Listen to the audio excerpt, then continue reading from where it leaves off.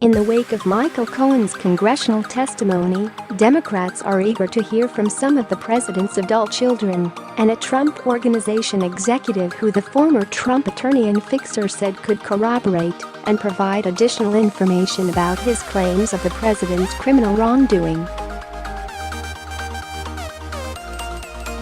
In particular, those people include Trump's eldest son Donald Trump Jr. and longtime Trump Organization Chief Financial Officer Alan Weisselberg, in addition to Trump's eldest daughter, Ivanka Trump, and Jared Kushner, her husband and fellow White House senior advisor.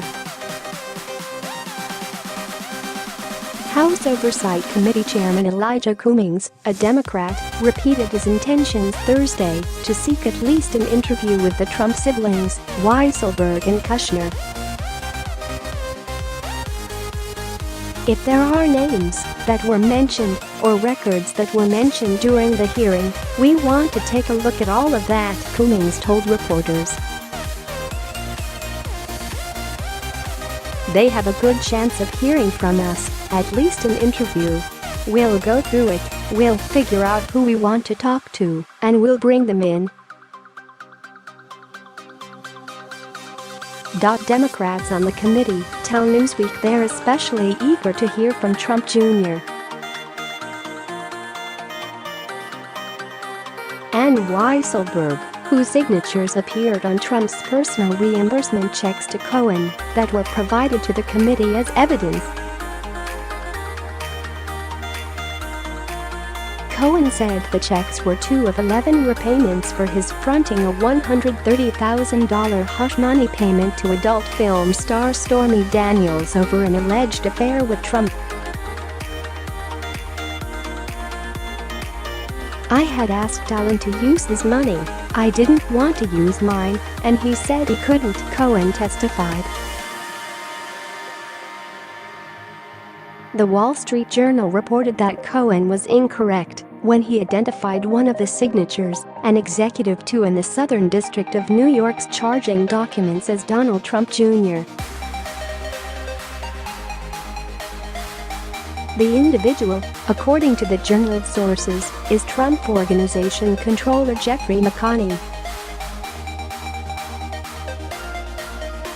Weisselberg received immunity to cooperate with prosecutors regarding Cohen's case, which resulted in the former lawyer pleading guilty to campaign finance violations, lying to Congress and tax and bank fraud.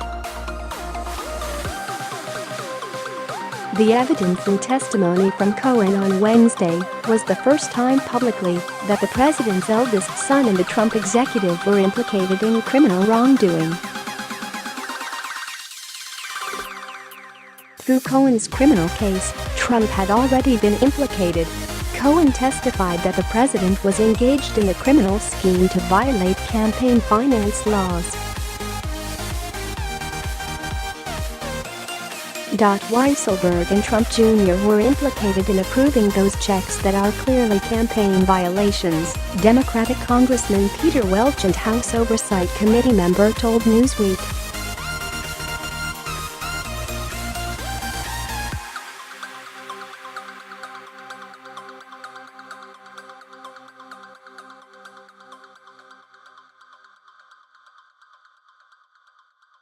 As part of a criminal conspiracy of financial fraud, Cohen responded, yes. The House Intelligence Committee earlier this month provided special counsel Robert Mueller with Trump Jr. and Kushner transcripts from private testimonies, allowing Mueller the ability to formally pursue perjury or obstruction charges against the men if it's determined either one lied to Congress.